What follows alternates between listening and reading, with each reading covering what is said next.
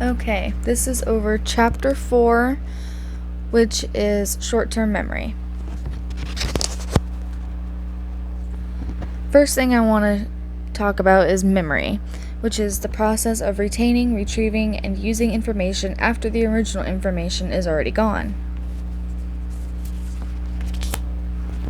There are 3 major aspects of memory processing.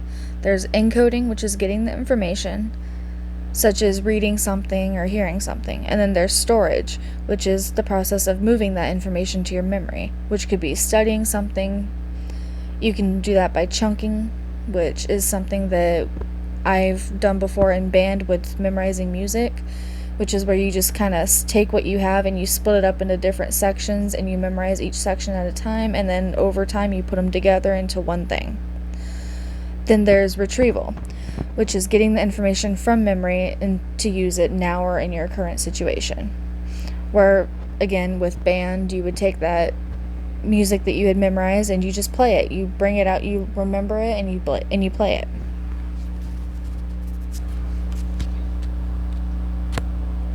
There are 3 R's of retrieval for memory functioning. There's recall, which is retrieving the information from your memory without having the info in front of you, such as like the book says, fill in the blank questions, or for band, remembering music, recall. We don't have the music in front of us, so we don't have that. It's recalling. There's recognition, which is retrieving the information with the information in front of you, which would be like multiple choice. And then there's relearning, which is measuring how much less work it takes to learn information that's been studied before.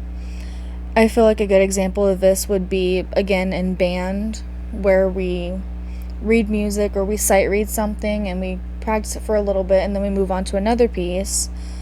And then a couple of days later we go back to that first piece we looked at and we go back over it again, just to kind of look over it with fresh eyes and kind of keep working on it some more.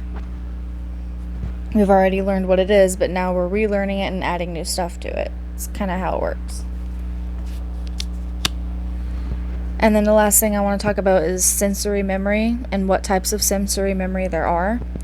First of all, sensory memory is when receiving input from environmental stimuli and you store it for less than a second. There's a very large capacity, but it's a very small duration.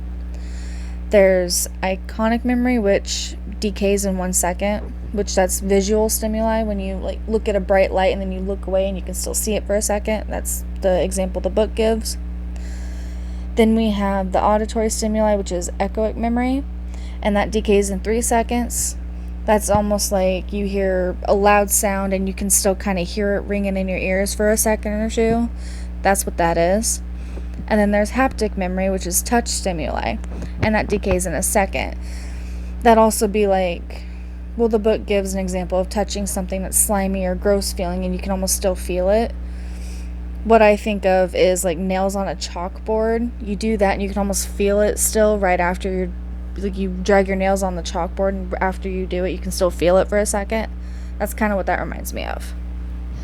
But that's all I'm gonna go over for chapter 4. Thank you.